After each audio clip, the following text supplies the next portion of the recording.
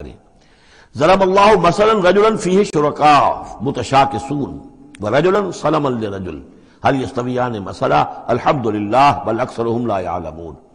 اب یہ توحید عملی کے لیے ایک تمثیل دی جا رہی ہے۔ اللہ نے ایک مثال بیان فرمائی ہے ایک شخص کی، ایک ایسا غلام ہے جس کے کئی آقا ہیں، چار آدمیوں نے مل کر خرید لیا ایک غلام۔ اب وہ غلام چار کا غلام ہے، چار اس کے آقا ہیں۔ اب آپ اندازہ کیجئے کہ اس کی جان کس مصیبت میں آئے گی۔ ایک آقا کچھ کہہ رہا ہے، دوسرا کچھ کہہ رہا ہے، ایک باس جو ہے وہ کچھ کہہ رہا ہے، دوسرا باس کچھ اور کہہ رہا ہے۔ یہ جو ایڈمنسٹریشن کا اور مینجمنٹ کے جو اصول ہیں تو اس میں جو سیدھی لائن جب تک نہ ہو اس سے تو سارا فساد بن جاتا ہے۔ اب وہ جو بیچارہ غلام ہے جسے چار آقاؤں کو خوش کرنا ہے، اس کی تو جان ہر وزیر کے اندر ہے۔ وَرَجُلًا سَلَمًا لِرَجُلٍ، اور ایک شخص ہے جو پورا کا پورا ایک شخص کا غلام ہے۔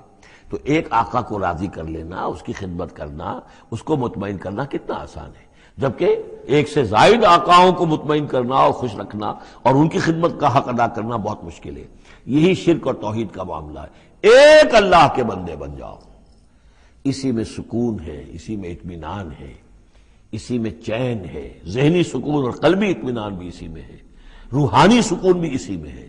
اور جب تم یہ کہ یہ شرک اور بہت سے دیوی اور بہت سے دیوتا، تو ہر وقت جو ہے وہ جان کانپتی رہے گی کہ ایک دیوی راضی ہو رہی تو دوسری ناراض ہو رہی ہے، اور ایک دیوتا جو ہے اس کی کوئی ڈنڈوت کی ہے تو دوسرا ناراض ہوگا کہ میرے ہاں کوئی چڑھاوا نہیں چڑھایا، تو یہ تو ان کی جان تو ہر وقت جو ہے مصیبت کے اندر رہے گی۔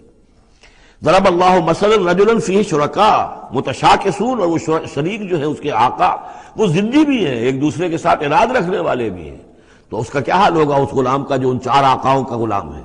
وَرَجُلًا سَلَمًا لِرَجُلٍ، اور ایک جو غلام وہ ہے، ایک شخص وہ ہے کہ جو ایک ہی آدمی کا غلام ہے۔ هل يستویان مثلا، کیا یہ برابر ہو سکتے ہیں مثال میں؟ الحمدللہ، کل تعریف اللہ کے لیے، یعنی یہ کہ صاف بات ہو گئی کہ توحید ہی صحیح راستہ ہے، بل اکثرهم لا یعلمون، لیکن یہ کہ ان کی اکثریت علم نہیں رکھتی۔